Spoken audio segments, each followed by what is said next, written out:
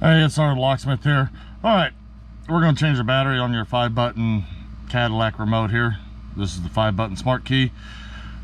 This remote here, I'm just using this key ring just as a demonstration. Your keys are on here, leave them on. It will help you with this task. So, let's go and get started. You're going to need a flat tip screwdriver.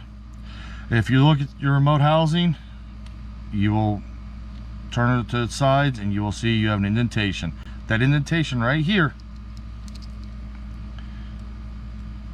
is your release. Use your flat tip, push it in, and that was all why I had that piece there, just so I have a little extra grip. Go ahead and slide the housing back, and if you look down in here, just slide your key back in, not all the way, just a hair, and rotate. And you notice the back housing just pop on off. There we go. Let's go ahead and slowly and gently lift it up. Now you did see the rubber stayed in, the circuit board came out. Don't worry. Go ahead and take your circuit board and you will see we have these little rubber tits right there. Line up the remote and you'll see it drops right in.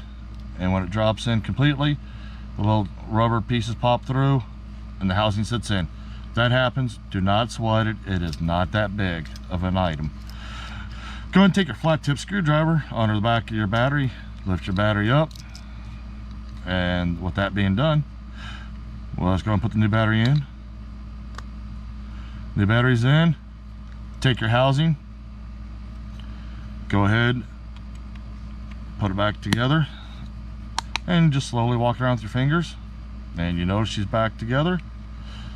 Slide your emergency key back in, and we'll go ahead and take this little bad boy off, so for aesthetic reasons, to make it look a little better. And there you go.